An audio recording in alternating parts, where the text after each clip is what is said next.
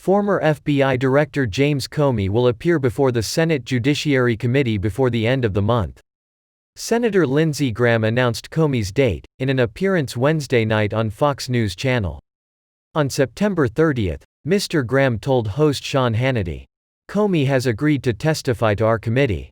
Mr. Graham said, "The former FBI chief, who had previously refused to come before the panel, will appear without a subpoena."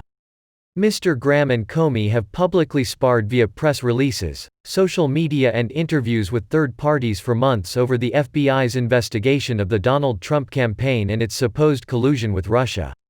Other high-profile witnesses whom Mr. Graham have sought in his probe of the Crossfire Hurricane operation have resisted coming before the Judiciary Committee. Former Special Counsel Robert Mueller has refused, and former FBI Deputy Director Andrew McCabe is still negotiating a date and conditions. Democrats accused President Trump Thursday of abandoning blue states amid the pandemic for political gain. House Majority Whip Jim Clyburn, chair of the Select Subcommittee on the Crisis, said it was unconscionable the president would divide corona deaths along party lines.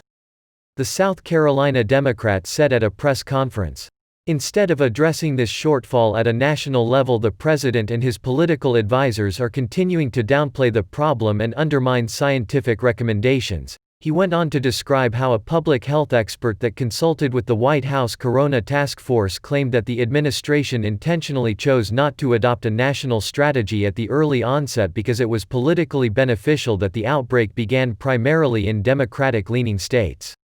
Clyburn added that his committee intends to investigate several instances of political meddling in the national response to the outbreak.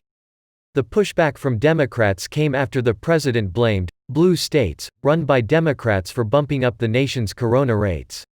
President Trump told reporters at a press conference, "The United States was handling the virus well compared to other nations, despite the fact that the blue states had tremendous death rates. If you take the blue states out, we're at a level that I don't think anybody in the world would be at.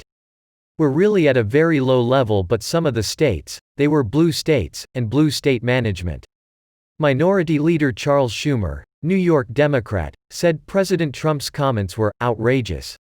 Mr. Schumer said earlier on the Senate floor, "I suggest President Trump spend some time reading the stories of the men and women across the country who have passed away from this terrible virus.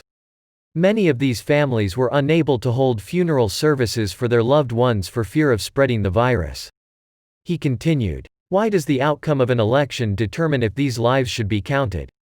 What kind of demented person would say that those American lives don't count?" Representative Frank Pallone blamed the administration for his and other states running out of money to provide tests and conduct contact tracing. Democrats want to include $75 billion for testing, vaccine and contacting tracing resources in the next corona relief bill. The Senate GOP's bill that sunk in the Senate last week only included $16 billion for testing and contact tracing.